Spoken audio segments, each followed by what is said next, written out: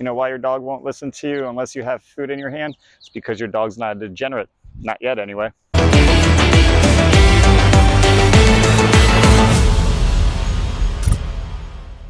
Stephen Jacobs with Strong Dogs. The reason why most people's dogs won't listen to them unless there is food in their hand, it's not because of bribery, it's not because of luring, it's not because they don't know what to do. It's because they're not a degenerate. What do I mean by that? And yes, I say that gently and kiddingly, but they are not a degenerate. You got to think of your dog as an analytical machine. So when you're paying them, as in rewarding them, they know they're going to get something. You got to think of rewarding kind of like one of those pathetic losers in Vegas who found a way to win at blackjack. Where do you get the ego? Name that TV show. Using gambling as the analogy, because just like gambling, it's not the actual wins that get people excited. It is and it isn't. But it's the string of losses that people go through to when they finally hit big. That's when the dopamine kicks. And that's what you got to do with your dog. It's kind of like, even another way of thinking about it is like the jump scares in horror movies. You know the scary guy's going to come around the corner. You just don't know when. So when it finally does, it hits. But after you've seen the movie 3 or 4 times, that jump scare becomes less and less. So they get desensitized. So just like with your dog, don't always reward them for what they do. Mix it up, keep them guessing, and that's what's going to get their dopamine up, and that's what's going to keep them intrigued and want to do what you say. The second part is the lack of corrections. Putts. Right. Yes. Putts. Yes.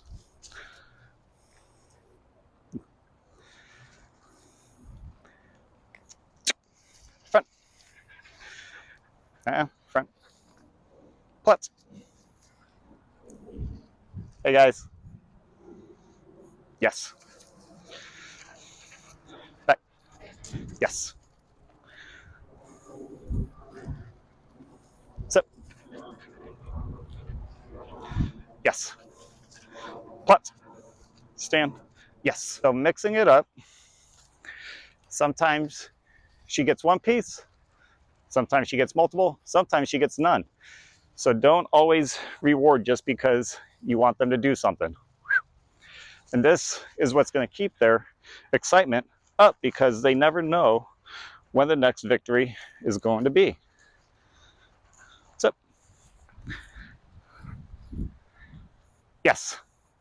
The second way is the lack of corrections. Now remember, you can only correct if your dog knows something, but corrections come in all forms. It could be verbal, it could be pressure, it could be tactile. So use these sparingly, use them fairly, not just sparingly, but fairly is the key here. So for instance, she's been pretty good, so I'm going to, hopefully she fucks up for this. Sit, stand, Putts, sit. Okay, she's pretty good, so I'm going to use my pressure to Putts, or meaning Putts. Yes. But because I used pressure, I used a correction, I don't pay. I also only pay when she does something to perfection, or not perfection because that's impossible, at least to my standards. Because this falls under the umbrella of corrections, when it comes to corrections, it's a hybrid. It's a hybrid of luring and correcting. Ideally, perfect world, do not let your dog fail, so you have to correct. Sometimes they're going to self-correct, which is totally fine, and your dog is going to fail, yes. But in the learning phase, don't let your dog fail, because when they are learning, it is best to learn with 0 corrections. Eventually, you're going to have to, especially when you're trying to build duration or with other stimuli, other obstacles, other distractions. Those corrections will have to come in. But for right now, during the learning phase, always lure and don't let your dog fail. They learn best when it's clean and with no distraction. Yes.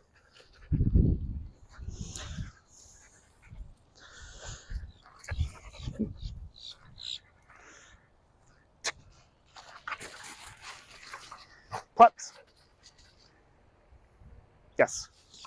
Oop. Nope. Plots. Right. Yes. Plots.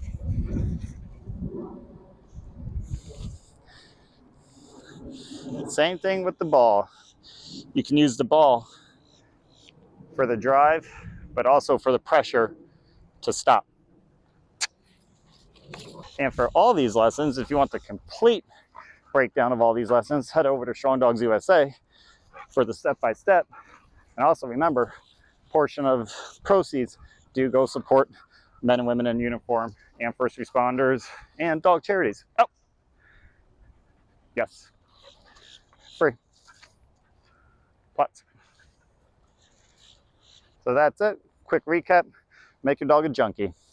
Think of it like gambling. There's going to be times where you pay them, you get the payout. Other times you don't, and other times you get the big payout. Keep training your dog. Talk to you next time. Peace. Bonus. Fuck it. Bonus. This is where secondary rewards can come into play as well, because the anticipation is not just something from you, but it's also something that they instinctually want. For some dogs, maybe a bite on a sleeve or a tug, but this is where you can do a double dip. So she's plotzing. I'm gonna chuck it. Hopefully you can see it somewhere the fuck out there. So rather than letting her go, I'm gonna do, you know what, let's do, hey, right.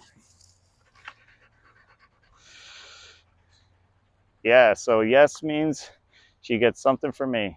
Yes. Go get. And then there's a secondary reward, which is the bite. So now there's multiple emotions going on. One, she got something from me, the owner, so she always want to come back to me and engage with me. But also, I'm super fair and super cool because then I let her and go do some other real dog shit. All right, talk to you next time. Peace.